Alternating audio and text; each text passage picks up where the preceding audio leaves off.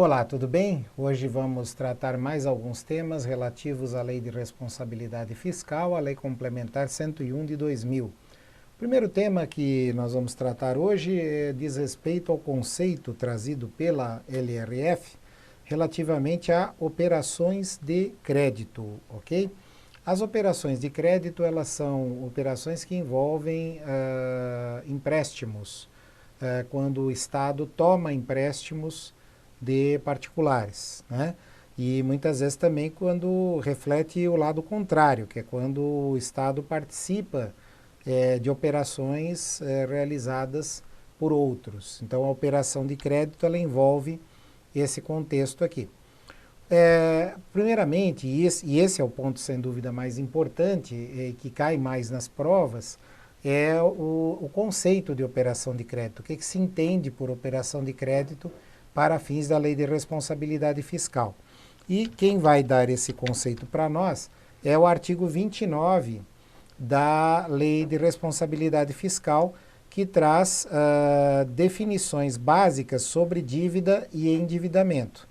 Então aqui nós temos o conceito de operação de crédito, que se encontra aqui no item 3, que corresponde ao compromisso financeiro assumido em razão de mútuo, abertura de crédito, emissão e aceite de título, aquisição financiada de bens, recebimento antecipado de valores provenientes da venda a termo de bens e serviços, arrendamento mercantil e outras operações assemelhadas, inclusive o uso de derivativos financeiros.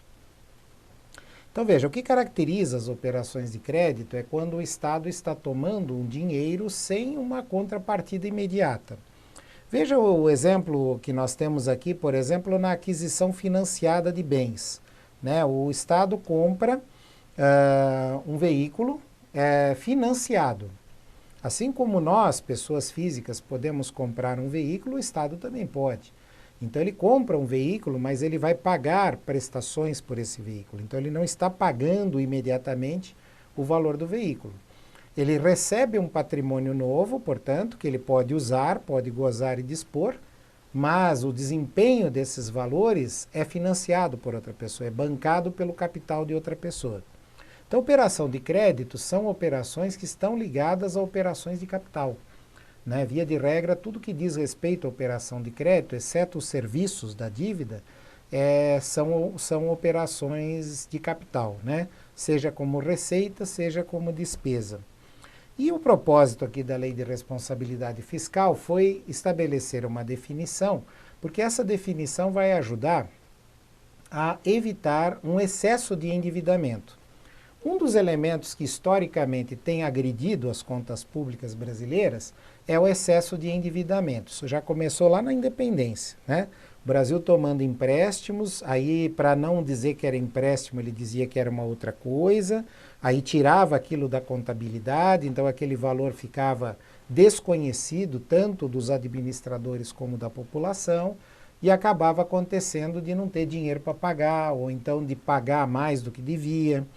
Então esses problemas todos com operações de crédito procuram ser disciplinados pela Lei de Responsabilidade Fiscal para, ao mesmo tempo em que se permite que o Estado tome operações de crédito, porque ele pode tomar operações de crédito, sim, né?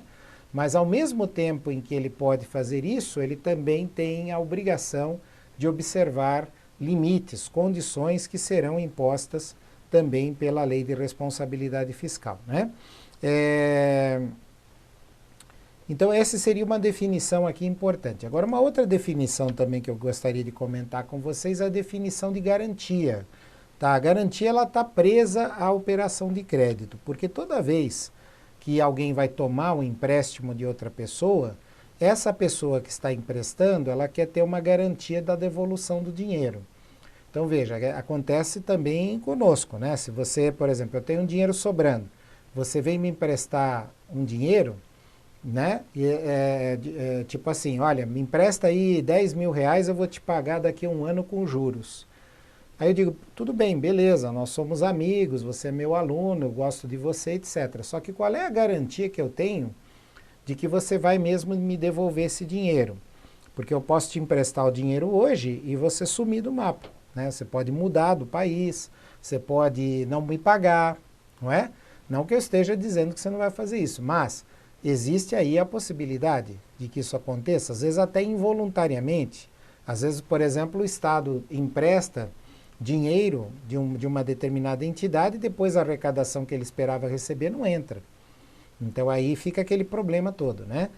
Normalmente, quando alguém vai tomar um empréstimo de outro, o que se estabelece ali são medidas de garantia. Então tem várias possíveis, né?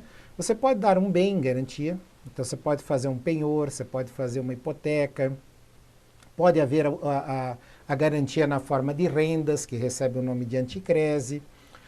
Você pode ter garantia na forma de seguros, às vezes uma companhia seguradora garante um determinado empréstimo que esteja ocorrendo. Você pode ter uma fiança, que aí você tem uma terceira pessoa que dá fiança para o outro, e assim por diante. Isso são todas normas do mercado privado, quando um banco vai emprestar, por exemplo, para uma pessoa física ou jurídica. Agora, quando é o Estado que está tomando emprestado, aí o buraco é mais embaixo, porque como é que você vai pedir para o Estado que ele dê um bem da sua propriedade como garantia? Os bens do Estado são impenhoráveis, eles são inalienáveis. Então, juridicamente falando, não é viável o Estado dar o prédio, por exemplo. Chega lá o Estado de São Paulo e vai dar o prédio do Palácio do Governo em hipoteca, por uma dívida que ele está contraindo. Mesmo que o banco tente executar essa hipoteca, ele não vai conseguir nunca, porque se trata de um prédio público que pertence ao povo de São Paulo. O povo de São Paulo não emprestou nada, quem emprestou foi o Estado, né? Então aí existe uma incompatibilidade nesse contexto e a garantia visa exatamente resolver essa questão. O artigo 29, inciso 4º da lei, é que vai trazer para nós a definição. A concessão de garantias constitui um compromisso de adimplência de obrigação financeira ou contratual assumido por ente da federação ou entidade a ele vinculada. Então, a garantia significa que o ente da federação está garantindo o pagamento da dívida de uma outra pessoa, tá? A União, por exemplo, está entrando como garantidora de um empréstimo que está sendo contraído pelo Estado. O Estado, membro da federação, está tomando o empréstimo e a União chega como garantidora desta operação aqui. Então, isso existe também nas finanças públicas e está sob controle, porque na medida em que a União concede essa garantia, ela está assumindo um compromisso de pagamento. Aquilo é contabilizado também e precisa ser previsto, porque pode ser que se tenha que pagar esse valor em nome da pessoa que está sendo garantida. Tá ok? Além da garantia, nós temos a contragarantia, né? A contragarantia, que é uma outra figura possível aqui, prevista na Lei de Responsabilidade Fiscal, nesse mesmo artigo, só que no parágrafo 1º, olha, ele equipara-se a operação de crédito à assunção, o reconhecimento, a confissão de dívidas pelo ente da federação, sem prejuízo do cumprimento das exigências dos artigos 15 e 16. Tá? Então, esta figura aqui, ela também pode entrar aqui nessa ideia, né, de contragarantia. Então, a garantia está condicionada a uma contragarantia sempre, né? Haverá sempre essa vinculação de uma garantia com a contragarantia. Então, esse seria o contexto, né? Seria o envolvimento, né? Que precisa haver em relação a esse assunto. O artigo 29, que eu citei antes, no parágrafo 1º, não diz respeito à contragarantia. O que diz respeito à contragarantia é o artigo 40, parágrafo 1º. Aí sim, parágrafo 1º do artigo 40, né? A garantia está condicionada ao oferecimento de uma contragarantia em valor igual ou superior à da garantia a ser concedida e à adimplência da entidade que a pleitear relativamente às suas obrigações junto ao garantidor e às entidades por ele controladas. Observado o seguinte: não será exigida contragarantia de órgãos ou entidades do próprio ente, a contragarantia exigida pela União a Estado ou município ou Estados a municípios poderá consistir na vinculação de receitas tributárias diretamente arrecadadas e provenientes de transferências constitucionais, com outorga de poderes ao garantidor para retê-las e empregar o respectivo valor da liquidação da dívida vencida. Veja, imagine então a seguinte situação. O Estado do Paraná vai tomar um empréstimo e o banco que está emprestando exige um garantidor. Aí a União chega e diz, eu dou a garantia em nome do Estado do Paraná, de forma que se o Estado do Paraná não pagar, a União vai pagar em seu lugar. Pois bem, vamos dizer que o Estado não pagou, de fato, né? Aí a União foi obrigada a pagar em nome do Estado, mas como que a União agora vai se ressarcir em relação ao Estado? Porque afinal de contas ela deu garantia, mas não era para ela pagar, era para o Estado pagar. Ela deu garantia para ajudar o Estado a tomar um empréstimo, certo? Então agora, o que tem que haver? Além do pacto de garantia que nós temos aqui, tem um outro pacto ligado aqui que liga Estado à União. Caso a União tenha que pagar no lugar do Estado a garantia, a União vai ressarcir-se em relação ao Estado numa outra coisa. E aí o que a Lei de Responsabilidade Fiscal prevê é que a União poderá tomar valores que ela teria que repassar em transferências. Por exemplo, ela teve que pagar a garantia pelo Estado, mas ao mesmo tempo a União tem que passar para o Estado valores relativos a transferências constitucionais, né? Por exemplo, lá, valores relativos à transferência, por exemplo, a União tem lá o IPI que ela tem que passar uma parte para os estados. Então aquele IPI que ela passa para os estados, ela vai reter para cobrir aquele dinheiro que ela perdeu na garantia. Então isso já é firmado no próprio contrato mesmo. Quando assina o contrato, já diz, ó, caso existe a garantia da União para o Estado, né? E o Estado para a União na forma de receitas tributárias, inclusive de transferência. Então isso seria a contra-garantia, né, que a Lei de Responsabilidade Fiscal vai prever. Outro conceito ainda também é o de antecipação de receita orçamentária, as chamadas AROs, tá? Cai uma quantidade muito grande de questões sobre essa figura aqui. E as AROs, elas são também citadas na Lei 4.320 e na própria Constituição.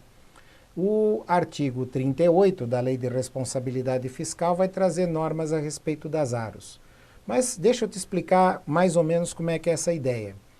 Dentro das operações de crédito que União, Estados e municípios podem contrair, tem um tipo especial de operação de crédito que é conhecido com a alcunha de ARO. ARO é a sigla que significa Antecipação de Receitas Orçamentárias. É um tipo de operação de crédito, só que ela tem certos rigores, certos requisitos diferentes das outras. Assim como o Estado, o município e a União pode tomar um empréstimo para devolver daqui a 10 anos, as AROs já são diferentes, elas não têm a mesma característica. Então elas vão ter uma série de limitadores, uma série de condições que devem ser estabelecidas. Elas servem para que o poder público possa cobrir deficiências momentâneas de caixa. Por exemplo, vamos imaginar que o prefeito tem um conjunto de despesas públicas para pagar e essas despesas, na sua grande maioria, se concentram no mês de março. Ou seja, o mês de março é um mês assim que tem que pagar bastante coisa, né? Só que a receita do município entra forte, de fato, a partir de julho. Vamos supor que a realidade desse município seja essa. Bom, o que vai acontecer? Vai chegar em março, quando o prefeito vai ter que pagar um monte de coisa, e não tem grana ainda, porque a grana está entrando a partir de julho, certo? Então, naquele momento que está vencendo aquelas obrigações, o município não tem disponibilidade de caixa. Então, o que ele pode fazer para resolver esse problema, para evitar de não pagar os seus credores? Ele toma um empréstimo transitório, um empréstimo de curto prazo. Esse empréstimo é garantido por antecipação de receitas orçamentárias, daí o nome ARO. Então, a garantia que é dada ao banco, à instituição financeira, é que aquela receita que o município vai receber vai como garantia caso não seja pago aquele empréstimo. Receita mesmo de IPTU e etc, né? Então aí, recebe-se o dinheiro, esse dinheiro é usado para pagar os valores e depois é devolvida esta quantia. Vamos ver agora os requisitos que o artigo 38 da lei estabelece para as AROs, tá? As AROs, elas têm então um regramento estabelecido pela Lei de Responsabilidade Fiscal. Está aqui nas operações de crédito por antecipação de receita orçamentária, artigo 38. A operação de crédito por antecipação de receita destina-se a atender insuficiência de caixa durante o exercício financeiro e cumprirá as exigências mencionadas no artigo 32 e mais as seguintes. Realizar-se-á somente a partir do 10º dia do início do exercício. Então pode celebrar a operação a partir do 10º dia do exercício, isso significa que 1º de janeiro, 2º de janeiro não pode fazer ainda. Deverá ser liquidada com juros e outros encargos incidentes até o dia 10 de dezembro de cada ano. Não será autorizada se forem cobrados outros encargos que não a taxa de juros da operação, obrigatoriamente prefixada ou indexada à taxa básica financeira, ou a que vier a esta substituir. E estará proibida enquanto existir operação anterior da mesma natureza, não integralmente resgatada, e no último ano de mandato do presidente, governador ou prefeito municipal. Então perceba então que ele é um empréstimo de curto prazo, tem que ser celebrado e saldado no mesmo exercício financeiro, no mesmo ano, não dá para jogar para o ano que vem, e por essa razão ele constitui uma operação extra-orçamentária, porque o orçamento não tem como prever os valores dessas operações. O orçamento que vai fazer em relação às AROs é autorizar que elas sejam celebradas. Então o orçamento traz uma norma autorizando o prefeito, o governador ou o presidente a fazer a operação, caso ela se mostre necessária. Tá? E o resto será respeitadas essas regras aqui que nós visualizamos. Tá? Então as AROs elas têm essa característica e é uma matéria que cai muito nas provas, então é bom dar uma olhada muito criteriosamente nesse assunto. Outro tópico aqui que nós separamos para ver com vocês é a respeito da transparência, controle e fiscalização. As normas da Lei de Responsabilidade Fiscal trazem disciplina a respeito disso, né? O artigo 48, principalmente, vai estabelecer os instrumentos de transparência da gestão fiscal. E, basicamente, o que a Lei de Responsabilidade Fiscal estabelece é que os cidadãos têm o direito de participar do acompanhamento da execução do orçamento. Então, todos os documentos, todo o ciclo orçamentário, ele é público, ele é de conhecimento público, ele merece ser divulgado em relatórios que qualquer pessoa do povo tenha acesso. Então, não é apenas aquela figura clássica da publicação no Diário Oficial. A Lei de Responsabilidade Fiscal prevê, por exemplo, os portais da transparência, que são portais na internet, onde nós podemos acompanhar em tempo real a execução das operações orçamentárias. Podemos ver, inclusive, quem são os beneficiários de recursos públicos, e o intuito disso é muito claro, né? Facilitar a fiscalização dos cidadãos comuns para os atos realizados com dinheiro público. E não só dos cidadãos comuns, é claro, de todos os órgãos de controle que existem, de controle interno e de controle externo. Então, nesse trecho da Lei de Responsabilidade Fiscal, alguns autores enxergam aqui a consagração de um novo princípio orçamentário, que é o chamado princípio da transparência. O princípio da transparência, ele teria, segundo alguns autores, uma posição diferenciada em relação ao princípio da publicidade. Porque a publicidade estabelece que só são válidas as leis quando publicadas em diário oficial. Mas a transparência vai mais profundamente, porque ela estabelece que, além disso, é preciso estabelecer audiências públicas, é preciso estabelecer portais da transparência e acesso às pessoas através da internet, que o sistema de acompanhamento financeiro, o CIAF, seja também público, que exista uma interface pública para que a população possa acessá-lo. Então, existe aqui uma abrangência muito maior do que a da simples publicidade. Outro conceito aqui que nós precisamos enfrentar é o de empresa controlada. Empresa controlada, de vez em quando, as provas pedem a respeito disso. Já voltamos para o começo da Lei de Responsabilidade Fiscal, no artigo 2º. A empresa controlada, segundo o artigo 2º, corresponde a uma sociedade cuja maioria do capital social com direito a voto pertença direta ou indiretamente a ente da federação. Aqui corresponde àquelas empresas que vulgarmente nós chamamos de estatais.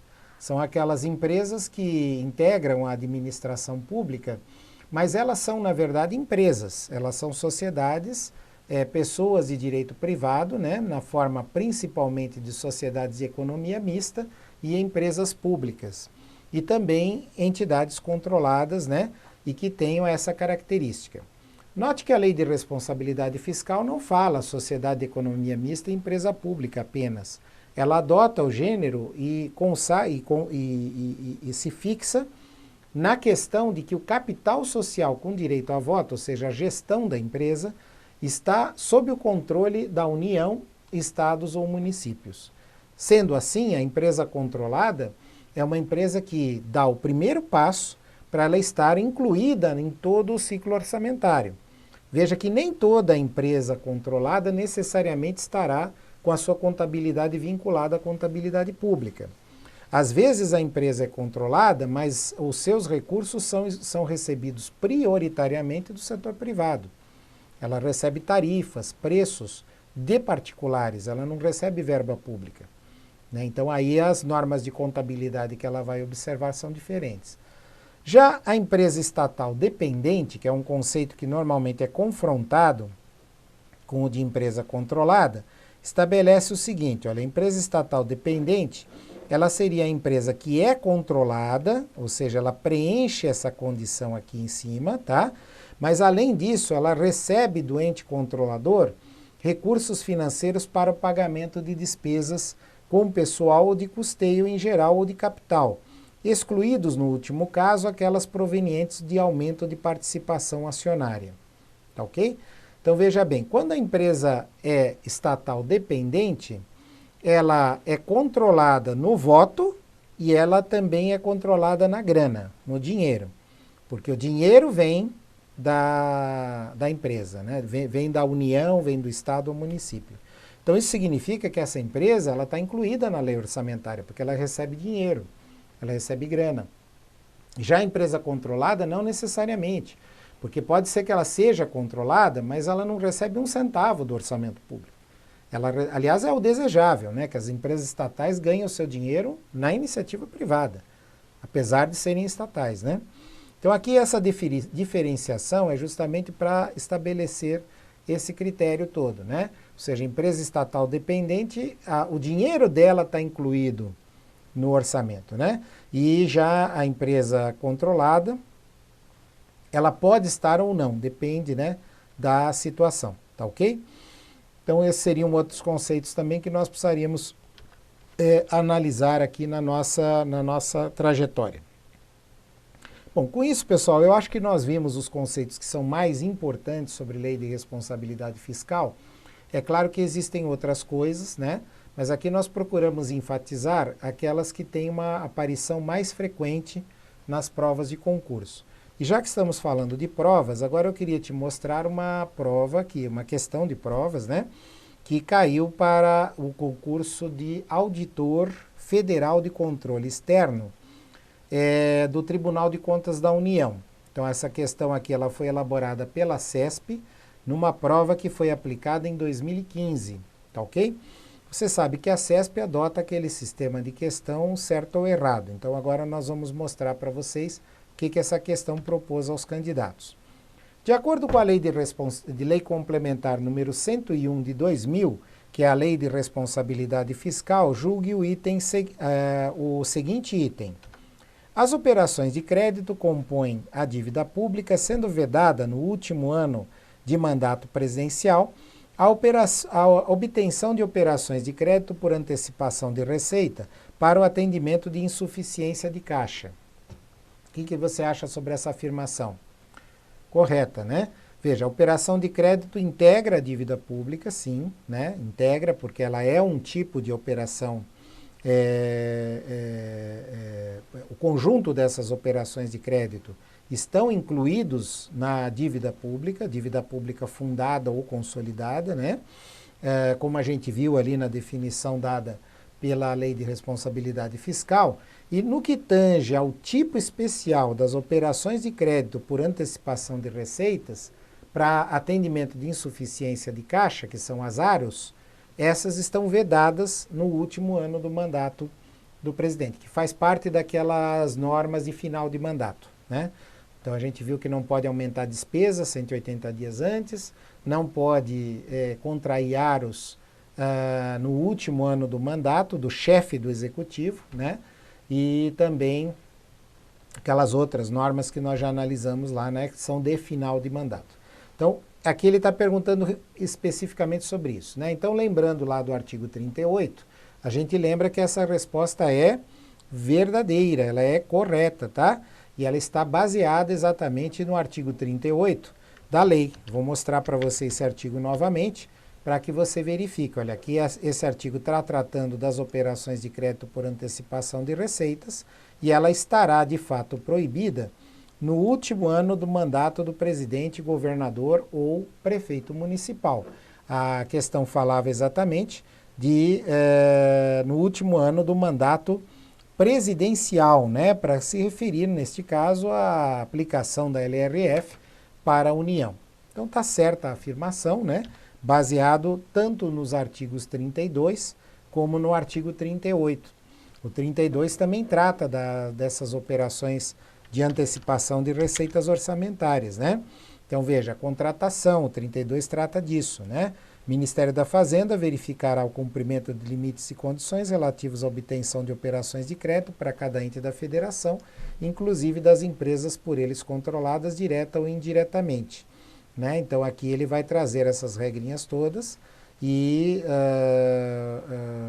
trata no meio deste artigo também das operações de crédito por antecipação de receitas. Então, resposta desse exercício, certa. Tá legal, pessoal? Então, era isso que eu tinha para ver com vocês. Quero agradecer muito a sua atenção, desejar a todos bons estudos e também uma boa prova. Muito obrigado por você ter nos acompanhado e a gente espera, né, que as nossas aulas tenham podido contribuir aí para o seu sucesso e não tenho dúvidas de que você terá muito sucesso. Grande abraço, tudo de bom e até a próxima.